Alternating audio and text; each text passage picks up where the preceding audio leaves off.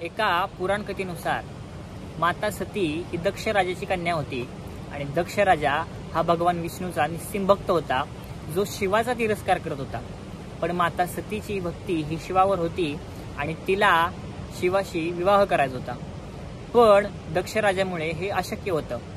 म्हणून माता सतीनं एका ठिकाणी कृष्णा नदीतीरी जाऊन शिवाचा तप केला आणि तिथं तिला शिवाने दृष्टांत दिला आणि तिथं तिला शिव हे वर म्हणून मिळाले आणि शिव हे तिला वर म्हणजे नाथ म्हणून मिळाले आणि त्याच ठिकाणी श्री शिवनाथ मंदिराची स्थापना झाली।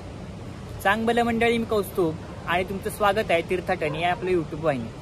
आज आपण जाणार आहोत सातारा जिल्ह्यातील कृष्णा नदीतीरी असलेल्या अंगापूरच्या श्री शिवनाथ शिव मंदिराच्या दर्शनाला। हा जो समोर पूल बघताय तो रहिमतपूर वरून येतो। हा रहिमतपूर अंगापूर मार्ग आहे आणि पुलाच्या खाली उतरल्यावरती हा जो बारका कच्चा रोड येतोय तो श्री शिवनाथ मंदिराकडे जातो।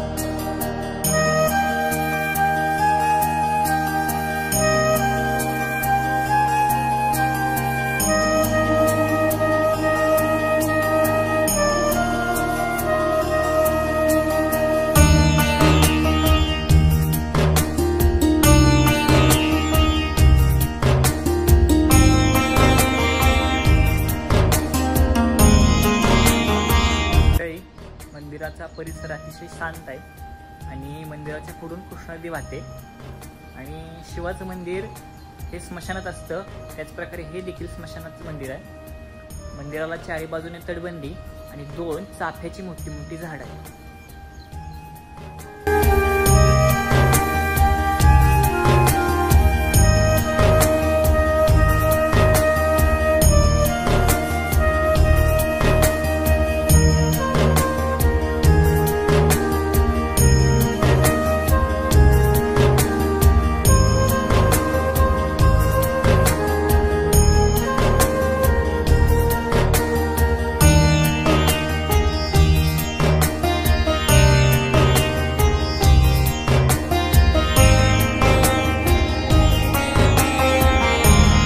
मागे तुम्ही कृष्णा नदी बघताय, इथंच कृष्णा नदीच्या पात्रात समर्थ रामदासांना अंगलाई देवी आणि चाफळच्या श्रीरामाची मूर्ती सापडली आणि त्यांनी अंगलाई देवीची सज्जनगडावर आणि श्रीरामाच्या मूर्तीची चाफळमध्ये स्थापना केली।